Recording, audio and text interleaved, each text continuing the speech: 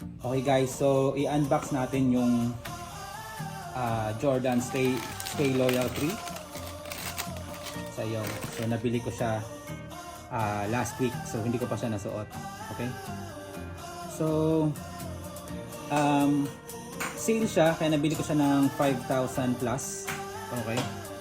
So yan, meron siyang logo dito. Tapos may flight.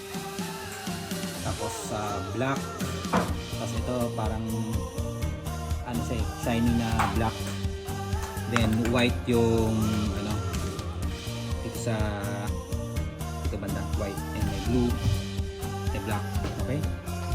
Tapos red yung dito, yung Jumpman logo. Tapos may word na flight sa loob. Okay?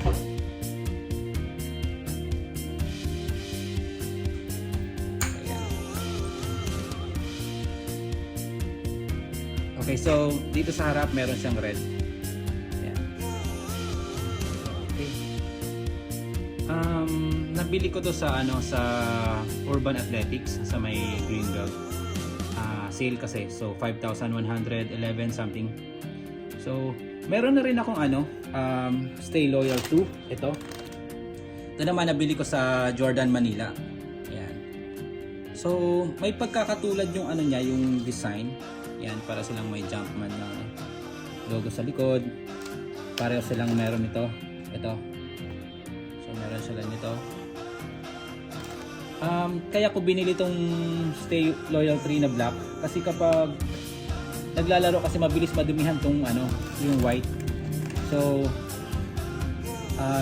bumili ako ng black pero ibang ano naman, Stay Loyal 3. Ito yung Stay Loyal 2. So yan. Ito yung pagkaka-iba nila. Sabihin natin. Okay, so yan. Ito may number 23 sa side. Yan.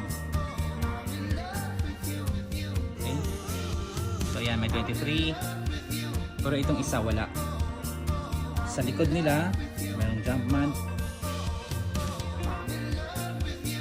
Sa kabilang side.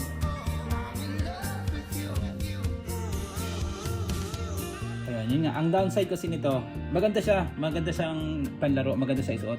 Maganda siya sa paa, masarap sa paa. Pero mabilis kasi siyang madumihan. Lalo kapag medyo maulan, mabilis siyang madumihan. Kaya kumuha ako nito, itong Stay Loyal 3 na black. Ayan. So, ito size 9. Sa Jordan Manila ko siya nabili sa may BGC. Itong Stay Loyal 3 size 9.5 sa Urban Athletics ko siya nabili sa may Greenbelt. Okay, so hindi ko pa siya nailaro itong Jordan ay yung Stay Loyal 3. So ito yung pagkakaiba ng ano niya sa ilalim sa tapakan. So mas malaki yung ano yung logo nitong Stay Loyal. So ito nga pala, nabili ko to ng 6,000 plus. Itong Stay Loyal 2 sa Jordan Manila. Ito, sale. 5,111. Okay, so titingnan ko kung maganda siya. Maganda siya sa panlaro. Ito mas matigas to kumpara dito. Ito malambot ng konti. Okay.